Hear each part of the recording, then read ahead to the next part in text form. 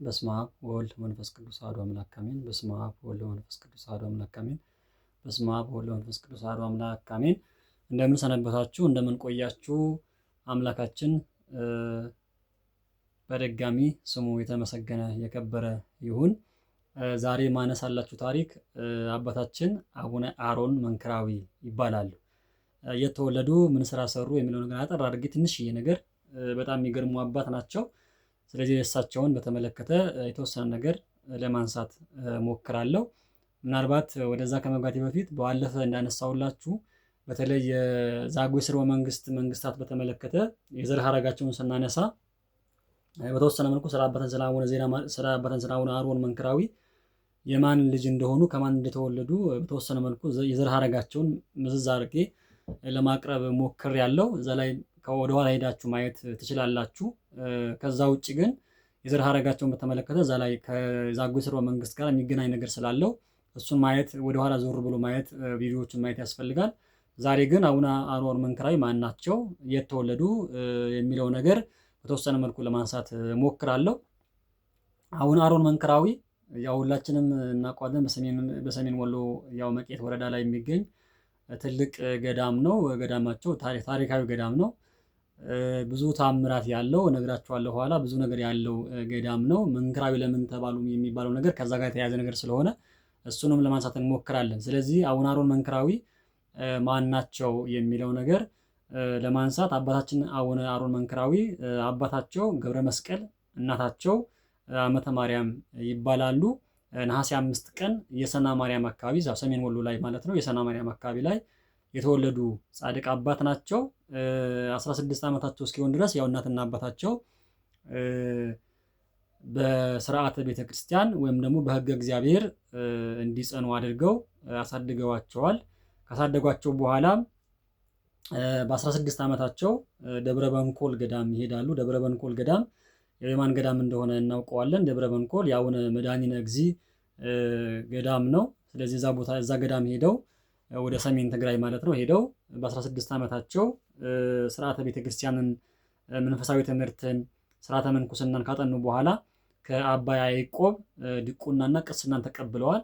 ከ16 ዓመታቸው በኋላ ያው እዛው ደብረ በንኮል ላይ ከአባ ያዕቆብ ያው ድቁናንና ቅስናን እንደተቀበሉ ገድላቸው በደንብ ይነግረናል።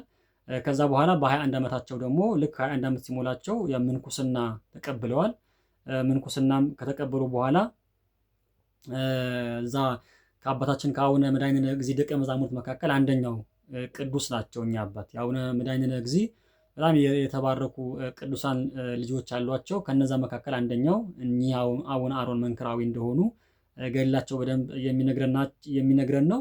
ያው ከደብረ በንኮል ገዳም ከወጡም በኋላ ያው በተለይ ሰሜን ጎንደር ላይ ደቡብ ጎንደር ላይ በጋይንትና አካባቢዋ ከዛም እሱም ቦታ ብቻም ሳይበቃቸው ወደ ደቡብ ወርደው ደግሞ ወደ ሲዳማ አካባቢ ወርደው ሲዳማንም በደንብ ያቀኑ ያስተማሩ አባት እንደሆኑ በደንብ መታወቅ መቻል አለበት። ስለዚህ እኛ አባት በረከታቸው ይደርብንና ኢትዮጵያን በሙሉ ዞረው ማለት ይቻላል ከጎንደር ተነስተው ትግራይ ነው ደብረ በንኮል ያለው። ከደብረ በንኮል ወደ ጎንደር ወረዱ።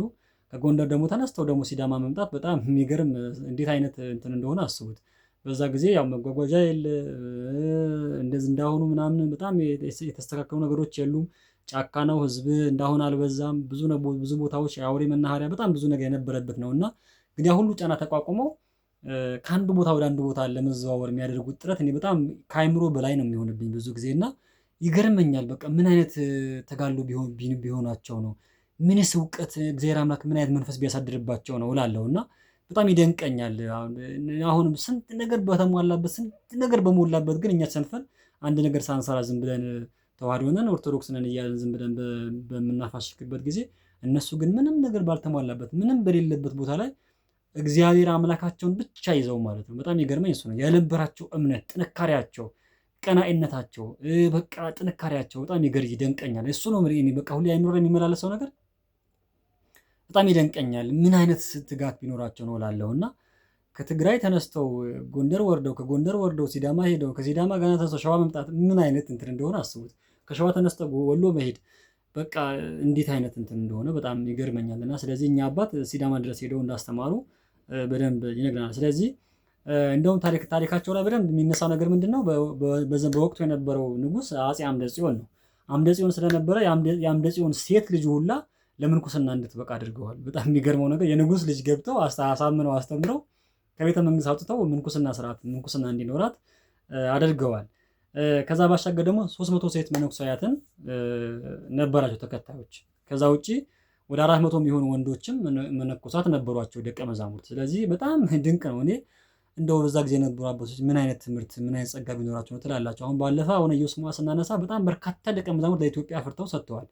እኚህ ደግሞ እንደዚሁ በተራቸው የንጉስ ሴት ልጅን ለምንኩስና ማዕረግ አብቅተዋል። እሱም ብቻ ሳይሆን 300 መነኩሳያት እናቶች ማለት ነው እናቶች መነኩሳያት ነበራቸው። ከዛ ባሻገር ደግሞ 400 የሚሆኑ ወንዶች መነኮሳት ደግሞ ነበሯቸው።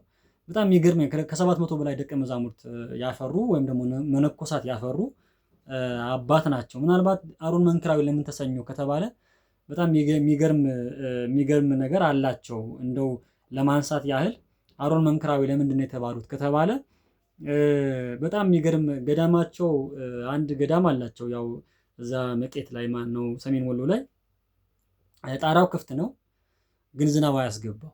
እንዴት አይነት ጣሪያው ክፍት ሆኖ እንዴት ዝናብ አያስገባም? የሚደንቅ እኮ ነው።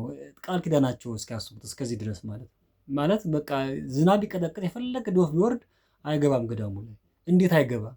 ያ የእሳቸው ቃል ኪዳን ነው ማለት ነው። ይሄ ነው አንዱ አሮን መንክራዊ እንዲባል ያደረጋቸው ነገር ይሄ ነው ማለት ነው። በጣም ይገርመኛል። ስለዚህ እንደዚህ አይነት አባቶች የነበሩባት ሀገር ናት ኢትዮጵያ ሀገራችን። ለዚህ ነው ቅድስት የምትባለው ሀገረ እግዚአብሔር የምትባለው። ዝም ብሎ አይደለም ማለት ነው። ቅዱሳን በኪደተ እግራቸው የባረኳት የቀደሷት ብዙ መከራ የተቀበሉባት የጸለዩባት ሌት ተቀን አንድ ቀን ሳያርፉ ለኢትዮጵያ ብለው መከራቸውን የበሉ የተሰደዱላት የሞቱላት ብዙ መከራ የተቀበሉባት ቅዱሳን ስላላት ነው ቅድስት ሀገር የተባለችው ማለት ነው። አንደኛው ይሄ ነውና ስለዚህ ከዚህ ጋር በተገናኘ ያው እንደዚህ ነው። በጸሎታቸው ደግሞ ወቅት በገዳማችን ዝናብ ዘንቦ ዳዊታቸውን ሲያርስ እንደውም ይባላል ገዳማቸው ላይ በጣም ዝናብ ዘንቦ ዳዊታቸው እስከ ማራስ ድረስ ደርሶ ከዛ በኤልያስ አምላክ ገዝቼአለሁ ብለው እንደ ኤልያስ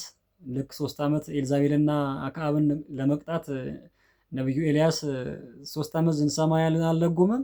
ልክ እንደዛው በኤልያስ አምላክ ይዤአለሁ ብለው ዝናቡን እንዲቆም አድርገውታል። በዛም ምክንያት ከዚህ በኋላ በዚህ ገዳም ላይ በዚህ ጣሪያ ላይ ዝናብ አይገባም ተብሎ አምላካችን ቃል ኪዳን ገብቶላቸው ከዛ አቆሙት ማለት ወይም ደግሞ በቃል ኪዳን ልክ ኤልያስ አምላክ ብለው ሲጠሩት አምላካችን ያንን ቦታ አውግዤሃለሁ ብለው ሲሉት አውግዘው እስካሁን ድረስ ዝናብ እንዳይገባ ሆኗል። ስለዚህ ይሄ ነው አሮን መንክራዊ እንዲባሉ ያደረጋቸው ማለት ነው። ሌላው ቅዱሱ እንደ ኢያሱ ፀሐይን ገዝተው አቆመዋል። ያው ብዙ ቅዱሳን በእርግጥ አድርገዋል፣ ይሄ ነገር አድርገዋል። ብዙዎቹ ቅዱሳን አባቶቻችን የዚህ ጸጋ ነበራቸው። አቡነ ዜና ማርቆስንም እንደዛው ሌሎችም ትልልቅ አባቶችን አድርገውታል። እሳቸውም አቡነ አሮን መንክራዊም እንደው ፀሐይ ገዝተው አቁመዋል። ይህም የሆነበት ምንድነው?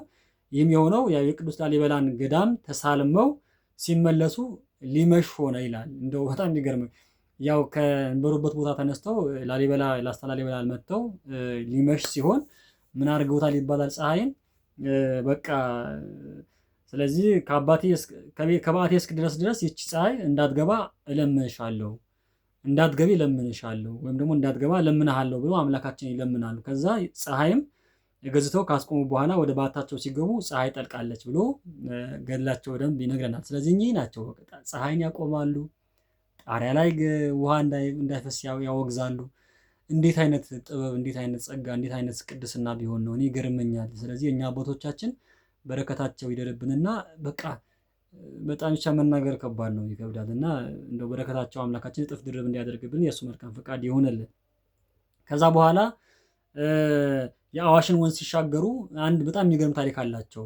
ያው አዋሽ በኢትዮጵያ ካሉ ትልልቅ ወንዞች መካከል አንደኛው ነው እና በጣም በስፋቱ ይሄ ሀገር ውስጥ የሚቀርብ ወንዝ እንደሆነ ይታወቃል አዋሽ እና ስለዚህ ይሄ ወንዝ ስምጥ ሸለቆ ወንዝ ነው እና ስለዚህ ስምጥ ሸለቆ ወንዝ ስለሆነ ያው በጣም ይሞላል። ሲሞላ በጣም ብዙ አርሶ አደሮች በጣም ይጎዳል እና ያው አሁን የሚታይ ነው። ስለዚህ ይሄ አዋሽ ወንዝ ሲሻገሩ ዳዊታቸውን ረስተው ወንዝ ወሰደባቸው ይላል እና ከዛ ከበርካታ ዓመታት በኋላ በሚገርም ሁኔታ ከበርካታ ዓመታት በኋላ በመጡበት ሲመለሱ መልአክ ተገልጦ ዘንግህን ወደ ወንዙ ላከው ብሎ አዟቸው ዘንጋቸውን ወደ ወንዙ ሲወረውሩት ዳዊታቸውን አግኝተው እግዚአብሔርን በማመስገን የተደረገላቸውን በማድነቅ ወደ በዓታቸው ተመልሰዋል ይላል። ከስንት ጊዜ በኋላ እኮ ነው። ሲሄዱ ወስዶባቸዋል ወንዙ።